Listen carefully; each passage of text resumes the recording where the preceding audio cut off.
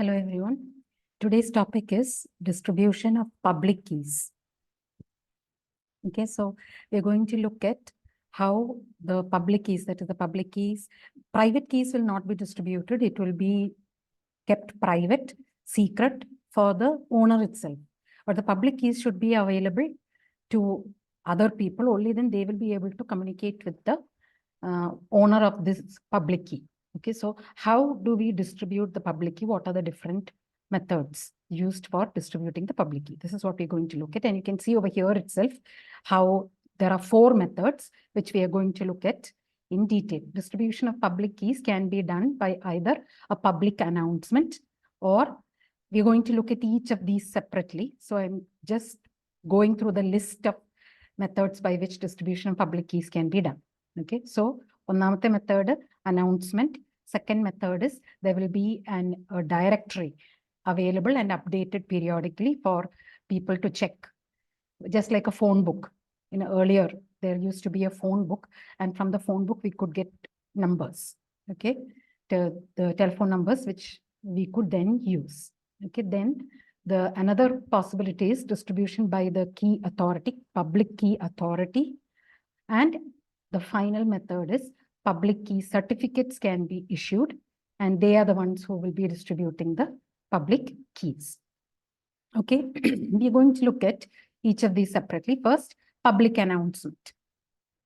Okay, so here the public keys the users themselves distribute the public keys to the recipients, either only to those who want to communicate with them, or they broadcast it into the network or into the community at large. Okay, and one example is Pretty Good Privacy, PGP keys. For they append the PGP keys to email messages or post to news groups or email lists. Okay, for public key announcement. Okay, now the problem or the weakness with public announcement is forgery.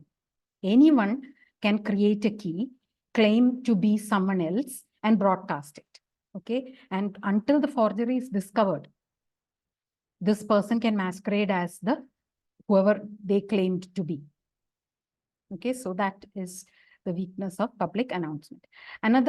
The second method is by publicly available directories. So the public key will be available on a directory, public directory. Okay, so this can obtain greater security by registering the keys with a public directory. Okay, so the key will be registered with a public directory, and the directory maintains the security. So the directory must be a trusted entity. Okay, the directory should have certain properties, and those properties are what are listed, the 5 points below. 1, it must contain the name of the person and his public key. Okay, so they should have entries with name, public key. Second, participants who want to use this public key directory must register securely with the directory. Any participant can replace a key at any time. Their own public key, they can replace at any time. And periodically, this directory is updated. So if any changes have happened and things like that, then this should be updated. So the directory is periodically published, and it can be electronically accessed. So these are the 5 points that a trusted directory must have. But here also, there is a problem of tampering or forgery. Not as bad as the earlier method of announcement, but still it is possible for keys to be tampered or forged. Okay, so another method is the third method, public key authority. Okay, here again, better than the previous 2, security by tightening control over distribution of keys from directory. So here also a directory is there, but how the distribution is done, who is able to access, all those things are a little bit more strict. The rules of access are a little bit more strict. Okay, so public key authority has the same properties as a directory, and users are required to know the public key of the directory if the user wants to interact with the directory. Now, do you understand what I'm trying to say? That if the access is needed to a directory, then the user must have the public key of the directory. Only if they have the public key of the directory, they will be allowed to interact with the directory and obtain somebody else's public key. Okay, this is a little bit more secure. Okay, but it does require real-time access. That is, the public key will not be kept on a chain or in their local system. Every time you require the public key, you will need access to the public key authority directory. Okay, so when the keys are needed, real-time access to the directory is required. Still, there is a slight chance of tampering. Okay, now look at how this process is done. Okay, the first step over here, if A wants to communicate with B, or in other words, A wants B's public key. Okay, so please forgive me. A requests, first sends a request and a timestamp to the public key authority. What the public key authority does is, public key authority sends back the request and time which was sent.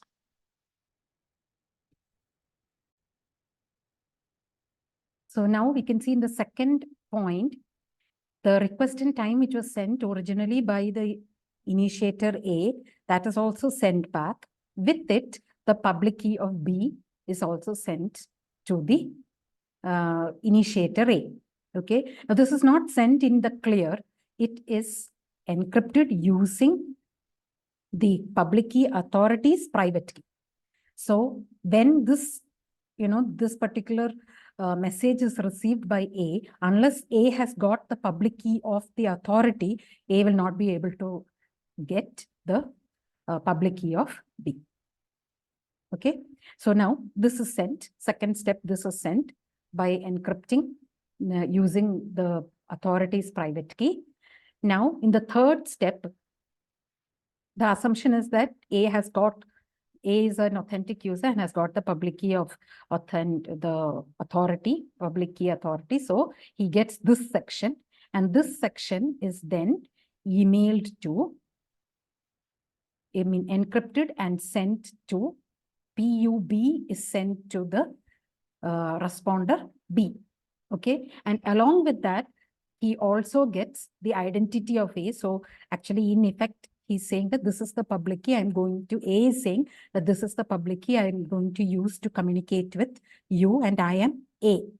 And a nonce N1, that is for security purposes, and so that replay attacks cannot be done.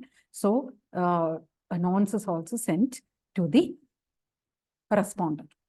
Okay, so what the responder B does is that B uses his private key and sends N1 and N2, okay, to along with another public key A, which can be used by A to communicate with B. Okay, so A uses B's public key and sends this message IDA N1.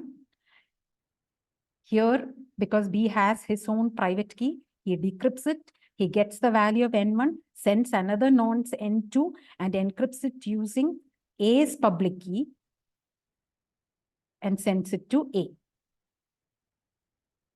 Okay, sorry. After this IDA and N1 is sent, then what happens is that this B wants to communicate with A. So he needs to know the public key of A. That is, he requests that key. When he gets this message from A, he requests A's key from the public authority, just as earlier. And then the public authority sends A's public key and his request encrypted with the public key authority's private key. And this can be decrypted, that is PUA can be found out by B only if the public the key of the authority is available with B. Once he gets this PUA, then he sends this message. After, decrypting with his own private key, he gets N1, he sends another N2 encrypted with public key of A, and he sends this to the initiator. A decrypts it using his private key and sends back, again encrypted by B's public key, the nonce which was sent by B. So these steps, which is after 3. Okay, the 1, 2, and 3 is requesting, and 4 and 5 is also requesting for the public key. But if you look at 3, 6, and 7, that is this process after the 3, 4, 5, 6, 7, it is doing authentication also. Okay, now the last method is public key certificates. Now, what is certificate? Certificates allow key exchange without real-time access. Okay. Now, the problem with real-time access is every time that much amount of time will be wasted. Okay. So, certificates allow you to exchange keys without a real-time access to the public key authority. What the certificate does is that it binds the identity, that is the person of whose public key it is, to the public key. So this information is valid for a particular duration of time, and who can use it, for what purposes it can be used, all those things will be certified by the certificate. Okay, with all the contents signed by a trusted public key or certificate authority. This can be verified by anyone who knows the public key of the authority. Okay, so if the public key of the authority is known to a person, we can verify that a particular public key is that of a private key, and for what duration, and all those things can be done. Okay, now what is the process of public key certificates or certificate authority? Okay, so again, A wants to communicate with B. First thing that A does is A sends his public key to the certificate authority. Already this is done earlier. Okay, so both A and B send their public key to, when the public key and private key pair is created, then this is sent to the certificate authority. And when the certificate authority gets anybody's public key, they send back time. So the time when the certificate authority is sending this message, ID of A, and the public key of A, which was received by public key. This is encrypted using the certificate authority's private key. And this is CA. This is sent to A. Okay. And similarly, at some point in time, the public key of B is also sent to certificate authority, and certificate authority sends back, similar to this, the time, ID of B, public key of B, encrypted with the private key of the certificate authority. And this is CD. So whenever communication needs to occur, A simply sends the encrypted, this particular packet or message to B, and B sends this particular CB to A. Both of them have already got the public key of the certificate authority. So from that, they will be able to find out. A will, when he receives CA, will get the public key of A, and B, when he receives CA, will get the public key of A, and A, when he receives CB, will get the public key of B. Okay, so only these two steps are done when communication is initiated. Everything else is earlier done, and the packets are stored. And if any problems occur, then there are steps that can be taken for revocation or for changing the key, for renewing the validity of the key, things like that. Steps can be taken. And for that, I included this, see, X509, since this is not part of our syllabus, but this is a standard for authentication and certificates. So if you read through this, it will be good. Okay. So this is also from your Stallings textbook. So you can just go through that section. Since it's not explicitly said in our syllabus that text point 509 is there, I am not going to take it as such. Okay. Now the next topic is public key infrastructure. We've already looked at public key infrastructure several times. Okay. So this is the general architecture, of public key infrastructures, public key users. Okay, in what the public key users do is that there is a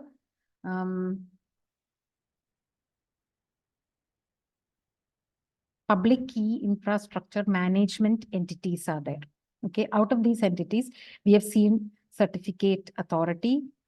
Okay, and if there are cross certifications, that means if we want to communicate between people who are using different certificate authorities, then this is the method that will be used.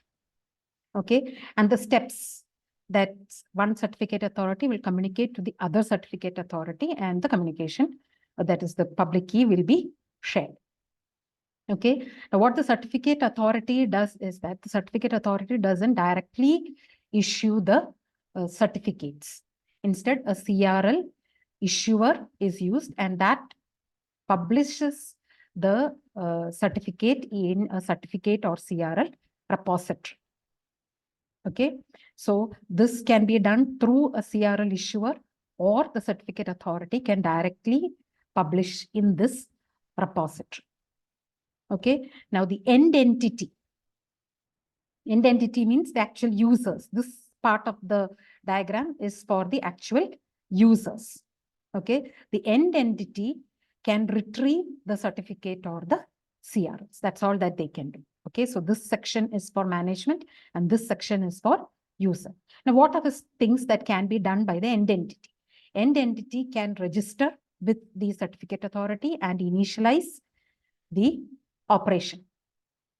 Okay, and the job of the management entities are they provide the certification, they provide key pair recovery, updation, and revocation. Revocation means withdraw. If any breach has happened with that particular public key or private key pair, then we can revoke the certificates. If any kind of malpractices have been identified or fraud has been identified, then the certificate can be revoked. Okay, if a key pair is, we know the private key and we want to retrieve, that is recovery. If for any purpose the key pair is changed, then updation. Okay, so certification, recovery, updation, and revocation is done by the management. Only registration and initialization will be done by the PKI users. Okay, now management, what are the functions? We saw already. The PKIX management does registration, initialization, certification, key pair recovery, key pair updation, revocation request, and cross certification. And the protocols that are used are CMP protocol and CMC, certificate management messages over CMS. Okay, the protocols that are used to manage PKIX management. Okay, so with this, we are completing today's topic, and I will be taking, there's one more, whole topic missing that I will be taking after I have completed module 5. It's about keys, the different types of keys and what are the kind of things that can be done, all those things, that all of those things will be taken in one class at the end of, after module 5. So for now, I'm stopping module 4. As always, please feel free to contact me if you have any doubts, and don't forget to like and subscribe. Thank you.